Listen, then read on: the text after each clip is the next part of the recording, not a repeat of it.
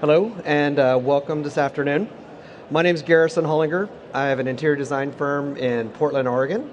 I am today's KBIS Next Stage host. Has anyone attended any other of our sessions earlier today? Awesome. Look at that, so enthusiastic. Well, this is also going to be an exciting one. It is all about collaboration and looking into the future for something very important for a lot of us. I would like to talk about Leslie Dele Van Arie, is Vice President, Architect, and Designer Engagement for Aquabella in the North American market, with over 25 years of experience in the design world, including 15 in the decorative plumbing industry. Leslie brings a wealth of expertise and singular skill set that will play a pivotal role in helping Aquabella continue its successful launch into the US and Canada. Leslie was a previous business development manager for Victoria and Albert Bass and worked in marketing with the architect and design community at Fisher Paykel Appliances. She is a well-accredited professional, a prestigious credential signifying advanced knowledge of health and well-being in the built environment. Leslie, welcome to the stage.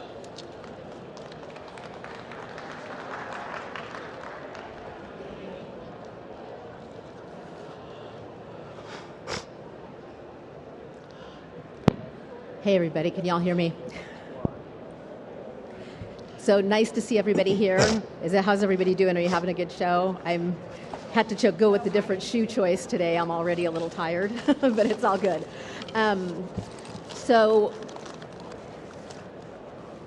Whoops, I'm waiting for my slide. Let's see. Whoop, there we are. Okay, so a bus, you ask. So let me talk about my journey that brought me to this panel a little bit. So on a Christmas Eve, long ago and far away, I was not exactly run over by a bus, but it was a crew cab dually. And everybody thinks about thriving in place or aging in place as something that is a logical progression. Let me tell you, it's not a logical progression. I got to see life through a very different lens very quickly. I went from being a dancer and an athlete to being in a wheelchair.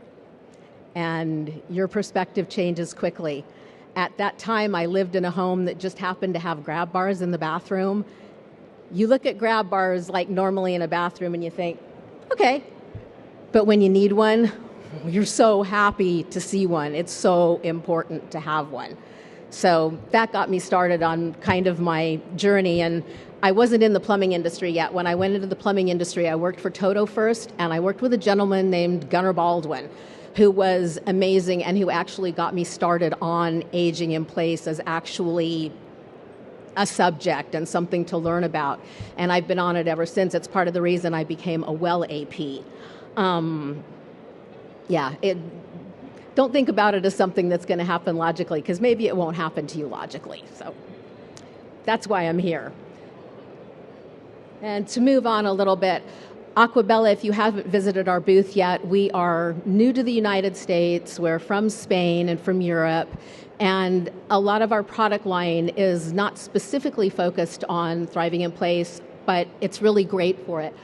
Our Opal Quiz bath, it's really beautiful. It recently won a Good Design Award, but it has a nice little shelf on one end. So if perhaps you want to sit down and kind of ease yourself into the bath, it enables you to do that. It's not an ADA product by any stretch, but it would help you get there, right?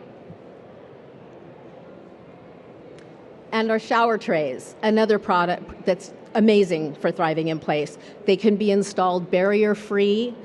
They are easy to clean. You don't need harsh chemicals. Harsh chemicals aren't good for you. Things we use in our home, we need to think about that. They can be really bad for you. Doesn't contain silica. If your installer needs to trim it, it's not bad for him to do that. It's the same material as a bath. It's not going to leak. Mold. Mold is very unhealthy, especially people who have compromised immune systems. Mold can really make you unwell. So these are all things you need to think about moving down the line and keeping yourself healthy as you move through life, so that when you need thriving in place, you're more able to deal with it, right? But you need to be ready. So you can see some of the features and benefits to our shower trays, antibacterial. They're also very slip resistant. Slipping is a big problem in bathrooms, and especially if your mobility is a bit compromised, you really want to be careful with slip. Yeah, I'll let y'all read that. I won't read it to you.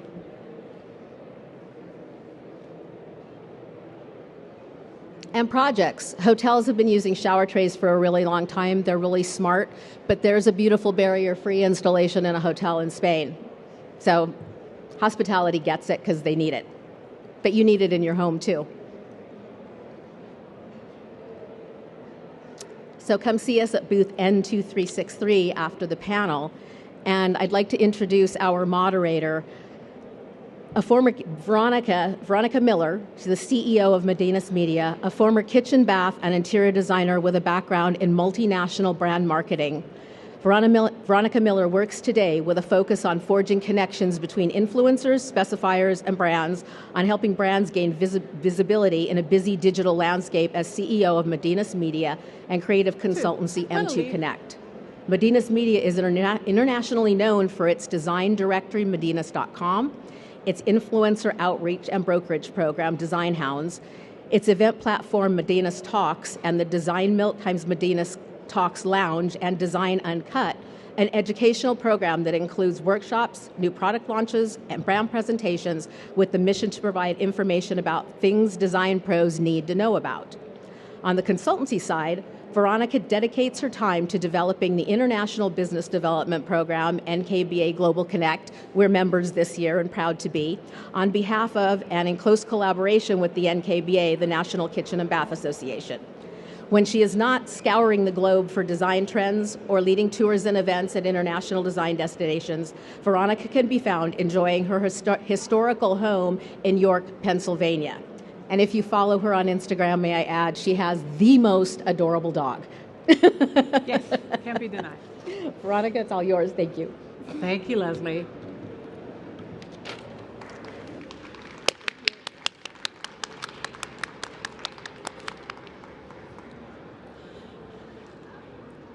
All right, am I calling my panel up? Do I get to do that? Do we have an order? No, we don't. But please help me welcome Brig and Jane, Emily Clark, Sydney Marshman. Oh my God, why did I just totally drop your last name?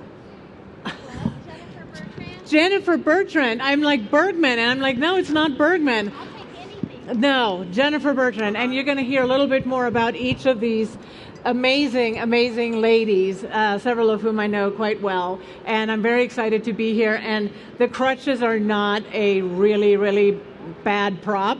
Actually, really do need them. But they had nothing to do with me selecting to moderate this panel, I will say. This is more of a newer edition. However, it does fit and it's very topical, so we are going to get into that a little bit. So we're going to talk about design therapy, where design and accessible living can intersect and create homes that work for everybody, whether you're children, seniors, somewhere in between, someone with a temporary ailment, someone with a permanent condition. So many things can happen, as Leslie was just saying, coming in, that we cannot expect. It's not going to happen to me. It won't happen to us. We're healthy, we're fit, we do all the right things. We're going to be fine. We don't have to think about that stuff. And the sad truth is that, yes, we do. We all need to think about it.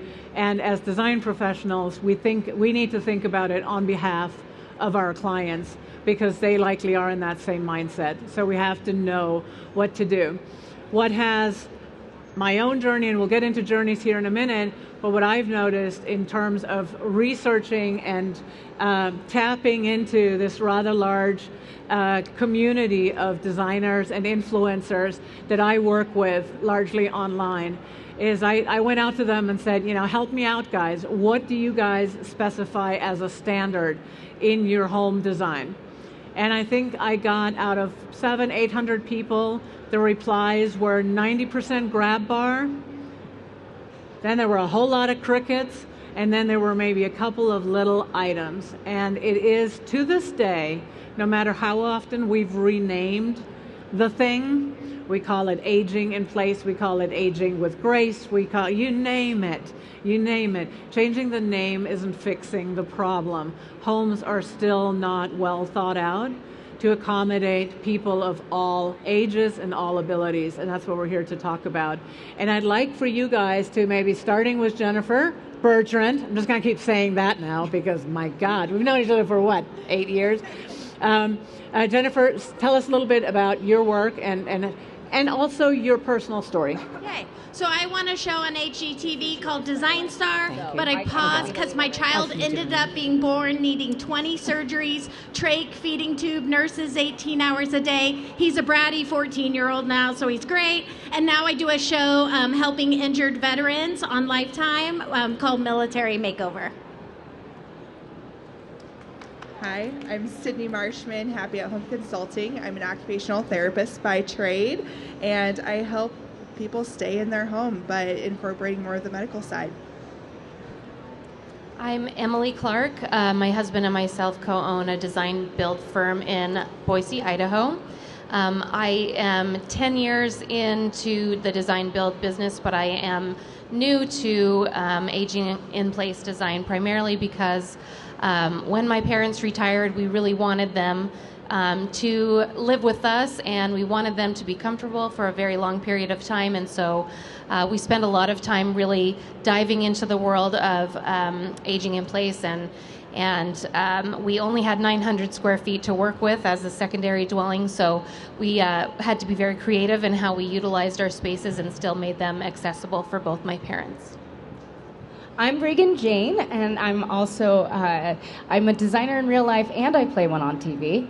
I'm going into my second decade in this business, but I also grew up with a mother who always had mobility struggles in our home because she had rheumatoid arthritis. So getting up, it was just my life experience in the home, and I didn't even realize how much it's informed how I design and think about houses. And I'm just so grateful, Veronica, for you putting this panel together, because it's such an unseen issue that I don't think comes at the forefront unless you've had a personal experience with it. Yeah, and normally the moderator is, whatever, but I do want to tell my story. I was a kitchen and bath designer for many years in the 90s and 2000s. And then I stepped back from that. The crash happened. Some of us older people know what that was all about. And you guys will never know. It's all right. You're fine. Wasn't anything to remember. And so I had to rethink what I wanted to do. And I went to the marketing side. And I work as part of the team that promotes and manages the KBIS content at the KBIS stage and in other areas at the show. And when we talked about the programming for this year's stage, I thought it would actually be a really good idea to kind of poke a little bit at everybody. And my personal experience is my husband was diagnosed with ALS 18 months ago. I had no idea what that meant. I am still a designer at heart. So, of course, I go into action mode, right? There's no pity. It's just like, okay, what are we going to do to the house? We need an elevator, clearly. Talk about stacked closets not being designed in older homes. But it's been a very interesting 18 months where we could not preempt any of the needs that were there. But we also learned about a lot of things that should just be in the home inherently. Whether that's me with a hip needing to hop around on crutches for a few weeks, or whether it's him with a terrible, terrible illness. We kind of range the gamut. Whether it's my granddaughter who's 5 years old. And we have all those use cases in our home. So I said, I want to take this, and I really would like to see the design pros in the room, the specifiers, anybody that creates spaces to think about what can I do better to design into the space right from the start solutions that these guys are going to talk about that just are so important, no matter how old that client is, no matter what they tell you. It should be inherent to how you tackle a project. At least that's my mind. So I'm done preaching now, and I'm gonna kick it off. And the way we're structuring this conversation is Sydney is our resident expert, not designer. She doesn't have to worry about the pretty. It's for Sydney to say, this is the stuff I'm going to need, and then the rest of you guys tell me how we're going to make that aesthetically pleasing to where not a sick person lives here. And that's sort of the goal of this conversation. So with that, and if I know how to operate this device, we're going to talk about a couple of different areas in the home. So Sydney, if you want to take it away, please feel free to add other points that are meaningful for you. Yeah, so I think we'll start where Get a little closer. Where we enter our homes, which is maybe the garage, maybe the front door. It depends on who you are in your home setup. Maybe it's an apartment building. We don't know. Making sure that is an accessible entry, and in this private residential space, we don't necessarily need to stick to ADA to a T. So accessible is individualized. It should be custom to the person. If you need crutches, that is much different from if you need a wheelchair, right? Making sure we have safety features, making sure our clients feel comfortable in the security of their home. Do they have accessible locks? Because not all individuals can use the smartphone locks, right? I know a lot of my 80-year-old patients probably couldn't, but at the same time, that's really functional for me.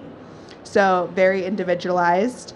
Wheelchair access if we need it, if we perceive that to be the future, or it is a possibility right now in the present, it's important to talk about. Making sure we have accessible areas for seating, storage, and mail. Okay, I don't know about you guys, but I have terrible balance putting on my shoes. I would ideally like to sit down to put on my shoes, and not all entryways have that possibility, right? For example, most of us are staying in hotel rooms.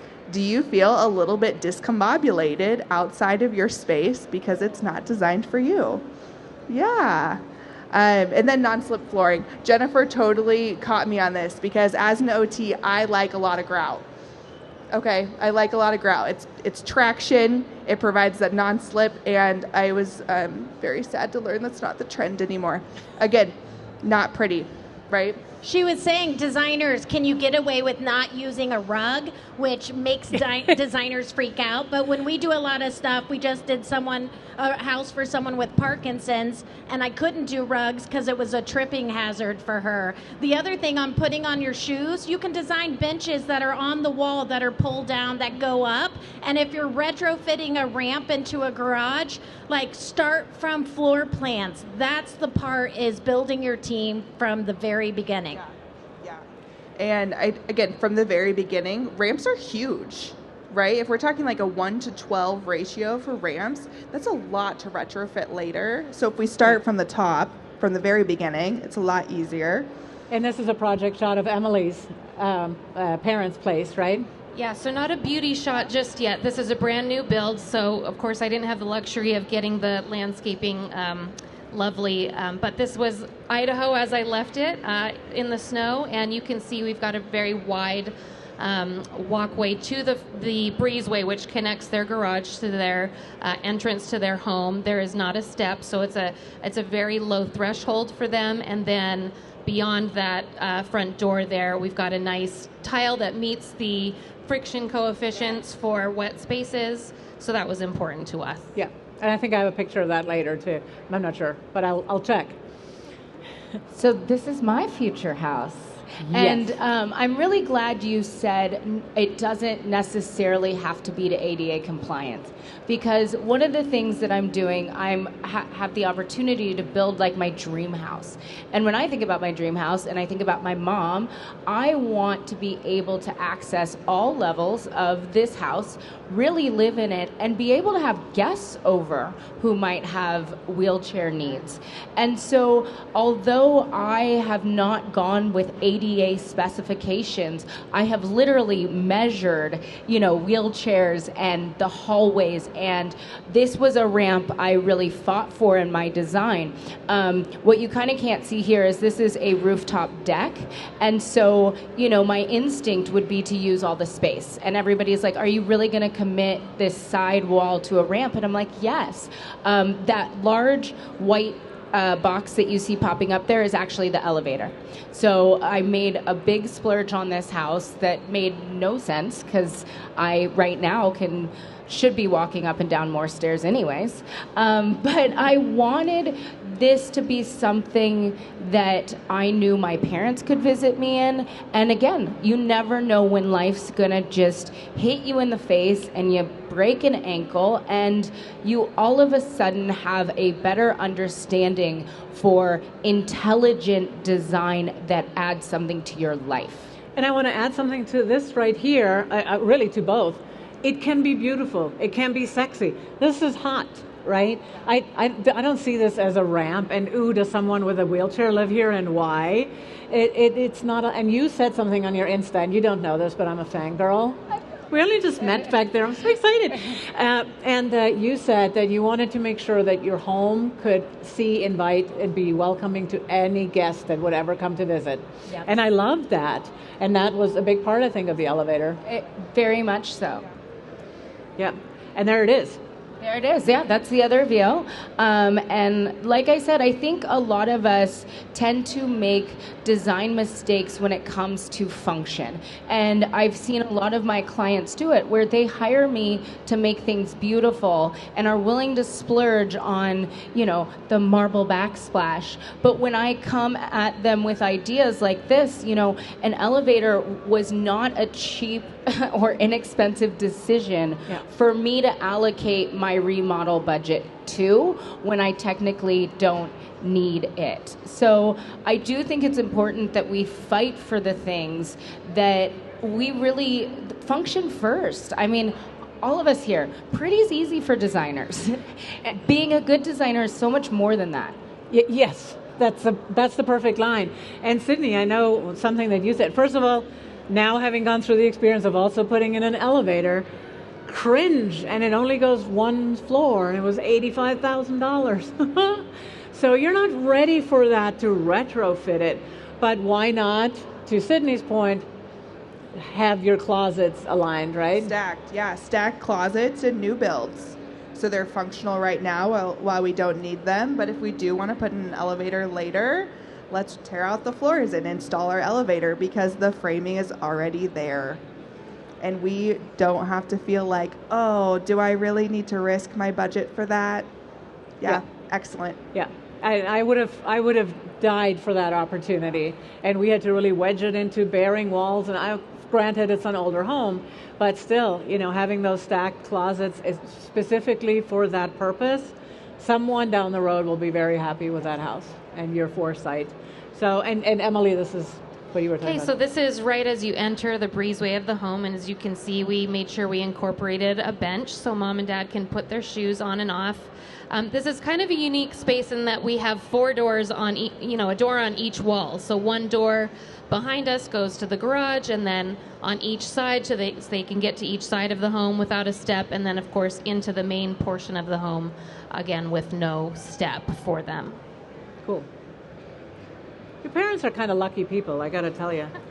Well, here's the thing. I plan on living in that home also at some point. An amazing I'm thinking point. ahead. An amazing point, right? This is, I think, a conversation we're going to have later in the Design Milk by Modena's Talks Lounge at 3:30. There's Moen's Happy Hour. Join us for some drinks. Plug, but also we're going to talk a little bit more about multi-generational living at that time. And that is exactly not just for bringing in the parents or dealing with the boomerang children. I don't know what's up with that. And that's not going to go away with the current rent and housing prices. And but also if you want to enjoy that space for yourself later on. So be selfish. I think that's good.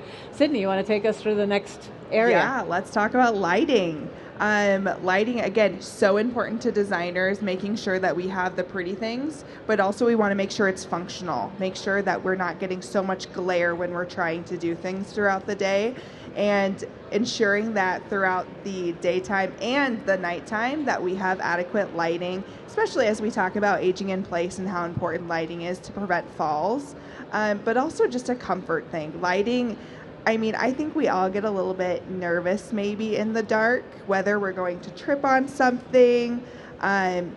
It's crucial. So I kind of alluded to this earlier, but security is so important.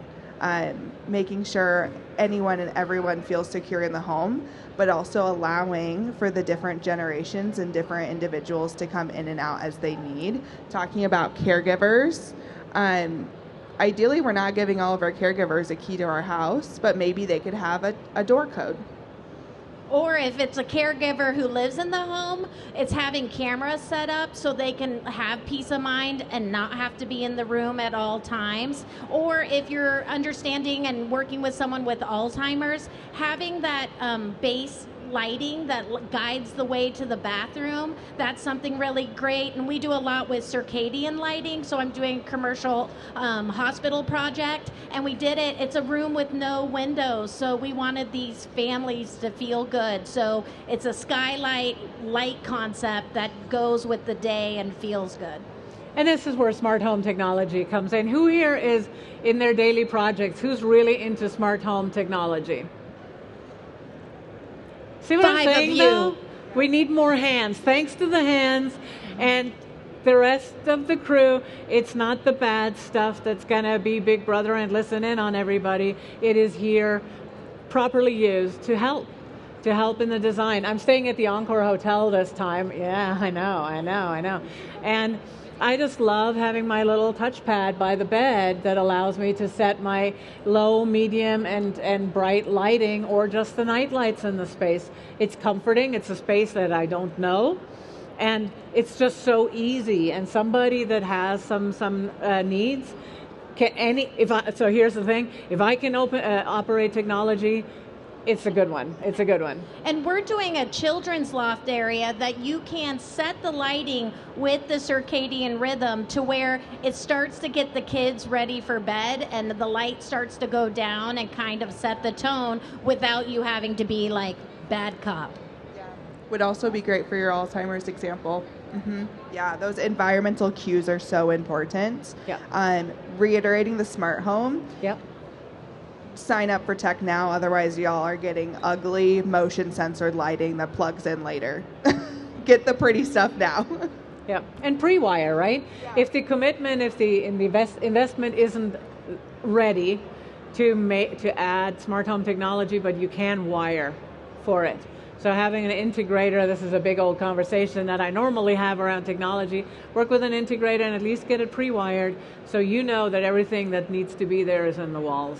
And if I could jump in here too, one of the things that we do with our design builds, in addition to pre-wiring, is adding bracing and things into the framing so that should a need arise in the future, that's there for them and there's not a whole tear out needed to get into those walls and reinforce it. The other thing we like to do is what's called a Matterport tour of that framing, so that we have a 3D walkthrough of the home at the framing stage, so we know where all our wiring is and all of our additional framings, so it makes it easier. That's very helpful. We'll talk about blocking in a minute, but remind me, because I want to get touched on that again.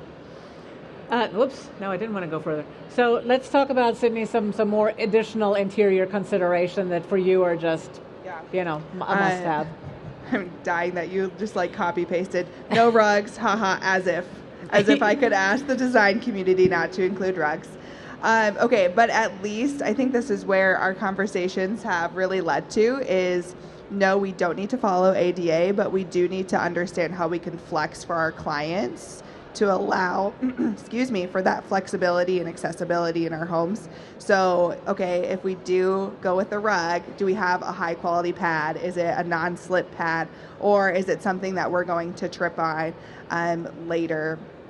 I love your floors and your ADU. They look so just clean, easy cleaning, not a lot of glare. I noticed that with the beautiful marble flooring, there's so much glare and it can really add to any vision issues. And then just some of the standard things, lever handles versus knobs, super easy change.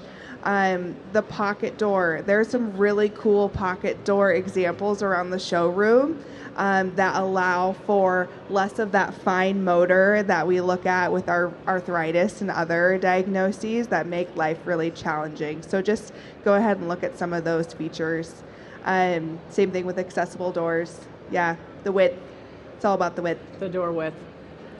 Yeah, Jen, talk about this a little bit. I saw a few features here. Now, obviously, this is not a residential project, but I think hospitality and commercial can really inform residential in this regard, right? Yeah, this is a NICU at Chicago Northwestern Hospital. And it's funny because the rest of the hospital don't tell them, but it looks like a really nice bank. And I was like, gosh, it's depressing. And I'm a NICU PICU mom, and I think everything should be a hug to the soul and just make you happy even on the worst day. So where I'm from in Kansas City, we work with Hallmark artists. So a lot of times in my projects, I love bringing in craftsmen, supporting local. So working with artists to create murals and do that hug hello and little high fives of you can do it. And we did color blocking, and the whole goal was that it felt calm yet happy. So on your bad days, you felt like someone saw you, because everyone nowadays just wants to be seen no matter what level you're at. And then you can see there are no thresholds and everything's ADA and color blocking, so it's interesting. And we inset TVs and whatnot. And it's so bright, like the lighting is excellent. Thank you. Yeah. Smith Group was the architecture team, and they were amazing. Yeah, and why not translate some of that into a residential space? I know you work with color a lot, right, Bregan? Yeah. I think I love seeing, I think floors are a space like without the rugs where people are intimidated to make them accessible because there's so many beautiful things you can do to a floor and it not be accessible, or level changes. But that was something that I learned very early on with my mom. She was building a house, and it was my dad and I that were like, you can't have a step up in that bathroom. You know what I mean? And we really fought her on it. But there's so many beautiful options that you can do. And since you love color, like, we were laughing because we all look like the death of design, and then Bregan's in her beautiful neon. I love color. I'm known for color. There is a psychology aspect of color. And right now I call design the Xanax of design. It's very calm and serene and like Studio McGee cerebral. However, it's a defibrillator to the soul and a little high five of color. And I know, everyone uses colors in different way, but it impacts how our clients feel. Yeah, I don't know where we got all this, but at least Emily had a little bit of sparkle. So I did the stairs separately because they're such an important topic, and they are just impossible to retrofit, right? You just want to get it right at the start. So Sydney, tell us about your thoughts there. Gosh, stairs are so hard, honestly, because go ahead. Jump in. Well, one of the things that I've really seen is the need for carpeting on stairs. Yes. And so I think that that's something that's not talked about enough. We always trip on our stairs. And if you don't have a soft surface for the accident that's going to happen to me with too many bags in my hands, you really are setting up a huge trap for yourself. And I also think stair lighting is really important and something I try to incorporate. And a lot of us are talking about design build because we get to work from that, space. But there's so many LED lit battery options that you can stick on a wall, that you can buy from any retailer, that comes with a little remote. And I think it's important that we start integrating and catching up with that technology and putting it in these essential spaces. It is reachable right now in a way that it wasn't maybe 5 years ago. I completely agree. And I love your comments on carpeting, because to me that's probably one of the safest stair options. Would also bring into stairs the contrast, the pattern issue. I think so many times, especially in commercial spaces, we see the big, bold patterns on stairs, and it feels like an optical illusion. It's not great. And if we know it's not great for the general population, imagine those who have any sort of difficulty, it's that much worse. And Veronica, you were talking about like having handrails on each side. Like, no designer goes, I want to put more handrails. However, you can work with steel craftsmen and powder coat them or paint them to go away and make them modern and clean and do things like that and still meet the needs. And one thing I know Emily brought up that I really loved is that you use chair rail. Yeah, I mean, with 900 square feet, we were really limited in what we could do as far as handrails, but where we could, in bedrooms and in our tiny little hallways, we incorporated wainscots that were a little higher than normal, so they had a bit more of a ledge to them, just for added stability. It's not a full grab bar, but in the future, it's the correct height for one, so should we want to add one, it's not going to be terribly visually disruptive to have that there. And in the meantime, when my mom and dad are working within their space, they've got something that they can grab on there that's enough to just kind of rebalance and then continue on. You're such a good daughter. I know, and I love that you met your parents where they currently are, because not everybody needs that full handrail. They just need that touch support. That's all. So for me, I had two grandmothers go into care centers during the pandemic, and what we saw with both of them is their health declined rapidly as soon as they went into the care center, because for one thing, we were all cut off from them. We couldn't go visit them, and we ended up losing them both very quickly. And it really informed what my mom and I did as we planned. I mean, we were already sort of midway into the planning process when we were building or designing, but it reinforced for me my desire to have my parents close to me for as long as I could. It's been such an addition, that multi-generational aspect to having them with my children who are still in the home and can pop over to Grandma and Grandpa's house multiple times, probably more times a day than they would like, honestly. But it's a gift, and so I want to make them as comfortable as I can for as long as I can, because it's just a gift to have them with us. I would add to that little bit of rail, that little bit of just finger groove to balance yourself with my current situation. I use that all the time, and if I don't, I'm actually making my condition worse. So it is not that I am in love with having these big honking handrails going up my staircase, but from a medical perspective, you can actually dramatically worsen a problem with your knee or your hip or something like that because of how you're trying to accommodate your posture. So your clients might think, no, I really like the look of this one thing, but if there's just a chair rail running up that staircase that's decorative, that's a nice piece of paneling, there's architecture in that, it adds an element of interest, and it serves to stabilize and make sure that person is upright and well aligned, keeping them from getting worse. And again, things we learn as we go, right? So I had to throw that in there. So it's the kitchen and bath show, so let's dive in. And you guys kind of stab at some of these talking points as well.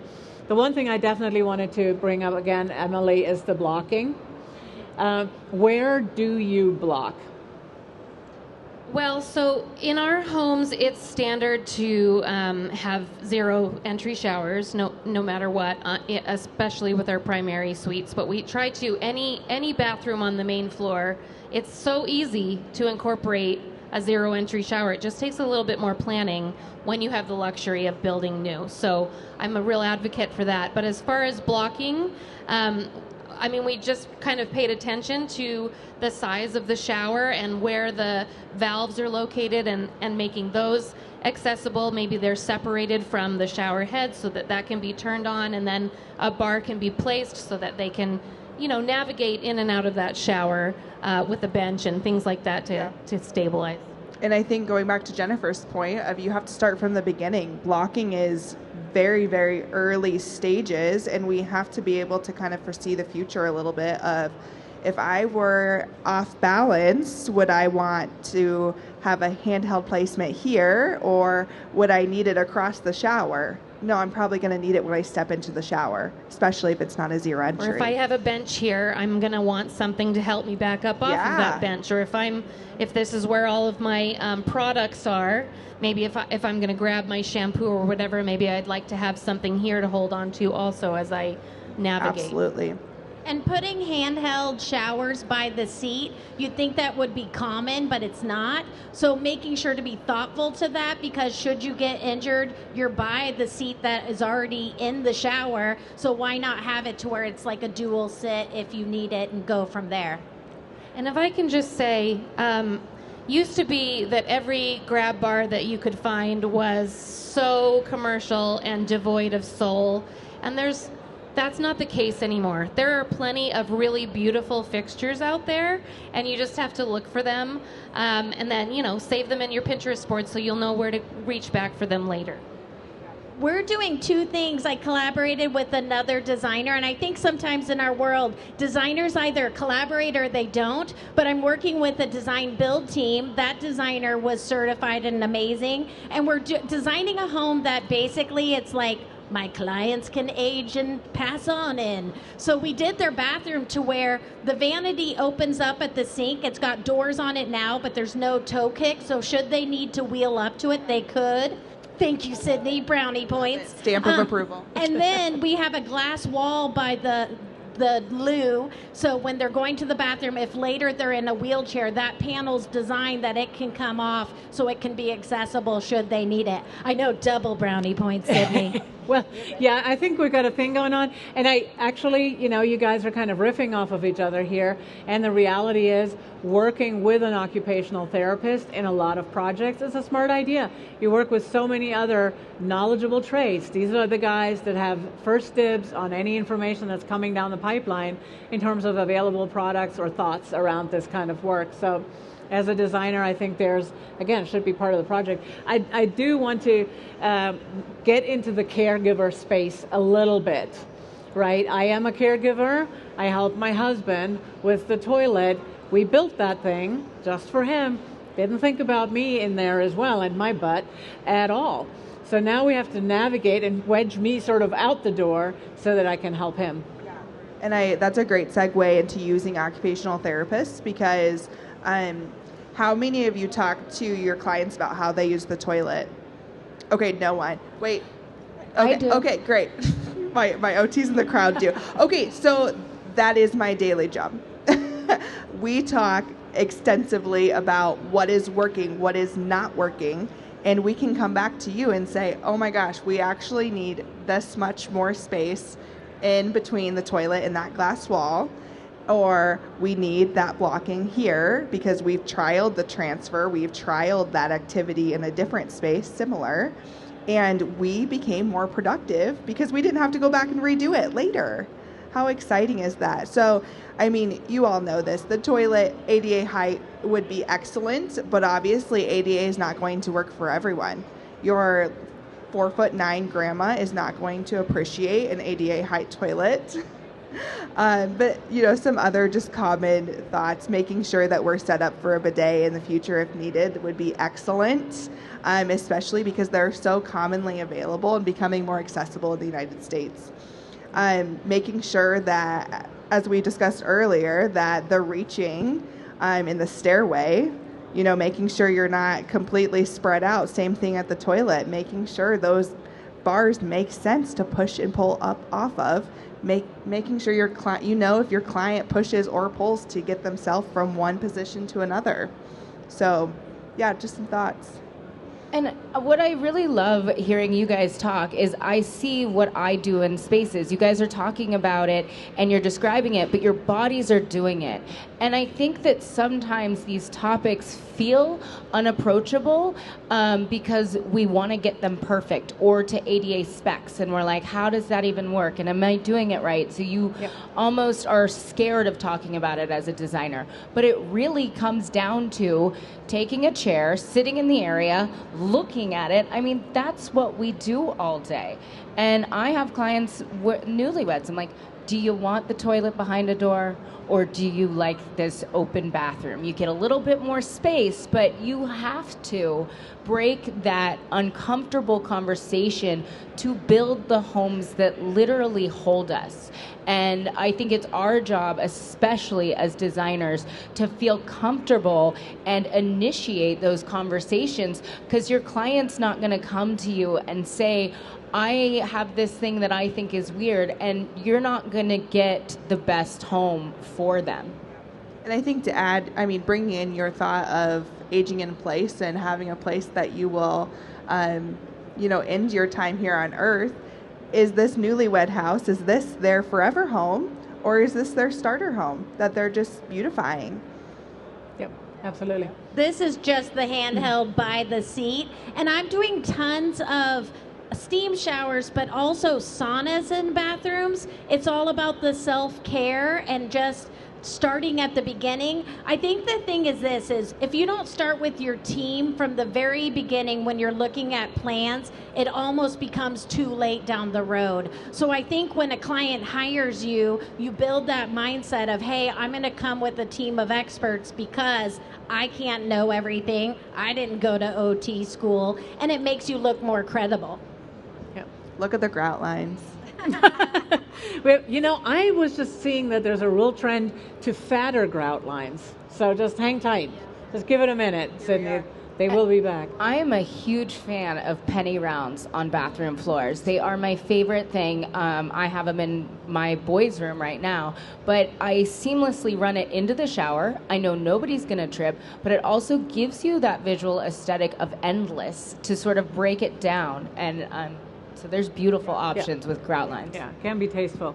So in the kitchen and the laundry, some things, again, many of these are going to be obvious, but do we really think about them with every project that we're working around? And, I want to kind of just touch on the blocking thing. Who here in their projects does a standard, accessible package for all their projects? We're going to need a few more hands. So we're coming back next year. We're going to have this conversation again, all of us together, right? Because I think, blocking, I was trained when I was a designer, we just blocked the whole bathroom. The whole thing had extra drywall, extra plywood. So that way we didn't care whether somebody needed a vertical or a horizontal bar sometime later on, because nothing's worse going, oh, but he can't actually use this. Now we need this one. And oh, there's no blocking there. So we just plywooded the whole thing. There's the funny response that I used to get from homeowners when we did that was that they said, you know what, the place feels really secure to me knowing that this extra wall is on the inside here. It was a really strange perception for them, so they knew they could drill into any part of that wall for anything and it would not come out, including towel bars. So for us, it was money that was just built into the project that we didn't even think about. So let's talk about kitchen. And I was going to say, part of it's intimidating. Just start somewhere. Even if on the next project you implement 2 to 3 things, that's a toe in the water. It's like starting TikTok. Yeah. It's like starting TikTok. It's like starting the TikTok. I just watch. Starting TikTok's harder. I think it is, actually. Yeah, I would agree with that. Kitchens. Okay, so again, ADA. There's a lot of specs around kitchens. We don't necessarily need to follow them in private residence, right? The toe kick being 9 inches, that is ideal for a wheelchair user, not ideal for all wheelchair users. Maybe they're using a sport chair that doesn't require a 9-inch. Also, if you're using a wheelchair in your kitchen, you're probably going to scuff your cabinets anyway. So if the client likes the 7-inch versus the 9-inch toe kick, that's fine. Appliances, super individualized. Again, we need to be doing that activity analysis to double check the appliance selection is going to fit for their needs. I put front load washer dryers because to me those seem the most accessible, but for some people they're going to prefer the standard drums. Whatever works, but again, we need to be facilitating that discussion with our clients and incorporating professionals as needed. And multi-height surfaces is a no-brainer for anybody because you're different height people in the room, right? I have 2 very short men that live in my house. They're 7 and 9 now, but I realized how important it was to have the microwave.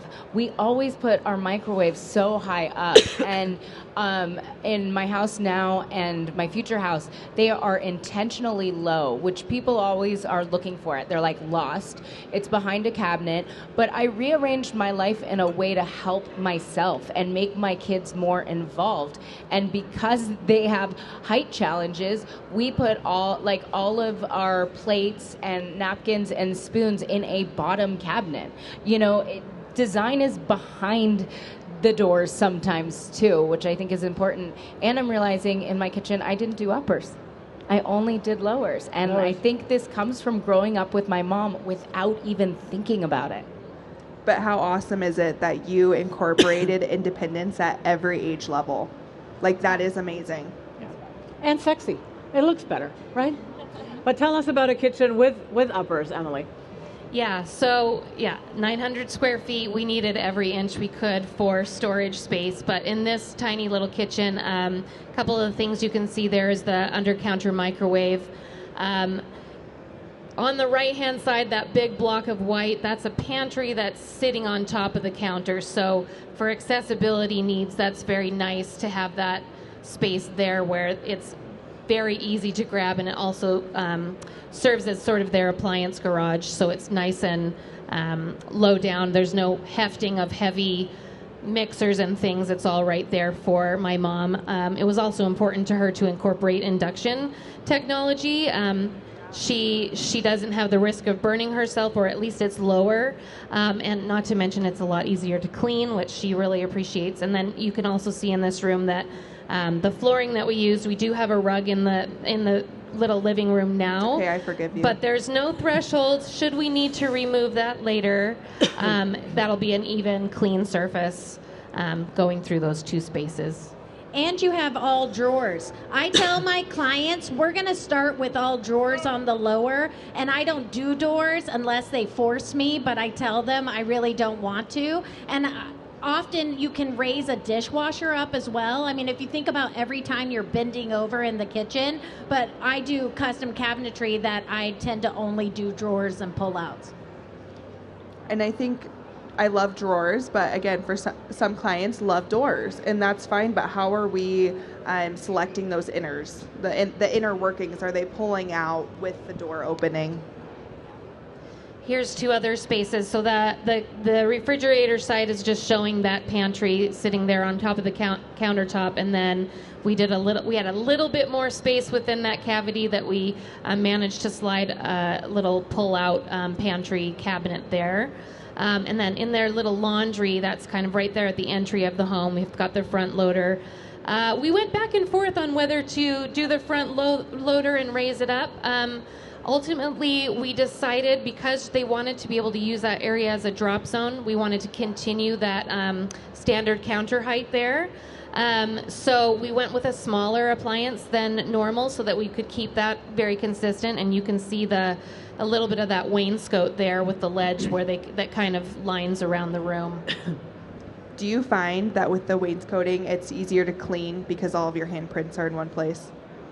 Well, there's only two of them over there. All the handprints are at my house. Got it. But yeah, so far so good. It's a very easy dust too. They just, it's 900 square feet. Like, how much is there to dust? But like, that's why I really envy, actually, my parents. Like, I'm kind of looking forward to my retirement. 900 square feet and no fingerprints. This place is so low maintenance. Like it takes 10 minutes to mop the floor, and so all of these things are so helpful. This is an image from the show that we did really fast, but this military veteran, she suffered a lot of hidden illnesses. She was chronically ill, she had a lot of PTSD, and her house just gave her anxiety. A lot of times I just think it's sometimes the invisible illness as well, and I think with just the way everyone is on social media and whatnot, there's a lot of hidden anxiety, and I think sometimes when you're breathing breaths of fresh air and everything having a place and losing clutter, that is an unsung hero on your makeovers as well. And if I can add, that reminded me, that's a common area where guests come over. One of the things that I've seen the most, especially in my grandparents, is the isolation of not having sort of guest spaces inside the bedroom. And also the isolation of creating your living room to be your bedroom because your bedroom doesn't serve all the needs and the spatial issues. And so I've seen, my grandmother become embarrassed because she doesn't want you to come over to her living room bedroom situation. And so I really think when it comes to thinking about the future, creating social moments with pride, and that's hidden storage under the bed, that's larger tall cabinets on each side of the bed, because with this can come extra stuff. you know? And I know that from having kids. Like all of a sudden you have a baby at home, but it's not the baby, it's like the wipes and the stuff, and it starts to take over your life, and you're like, nobody come in here. And all you need is storage and a place for your mom to come sit while you rock your baby in your private space so that you don't feel so isolated in these moments. And you feel good about the space that you're in for yourself. Yeah. And of course, allowing others into the space. We're going to wrap it up. I know I'm getting the Kill Veronica sign over there. Cut my throat. But I did want to touch on this one, Jen, because that is just so cool. This was a garage for a wheelchair veteran. Everything's accessible. And if you could have seen the joy it gave him of him being able to just go back to doing what he did, part of the time it's just enabling your clientele to have purpose again and have things that fit them. And it's like the biggest gift you can give them. Awesome. I know we want to take some questions. So if you guys have any questions, now's a good time to...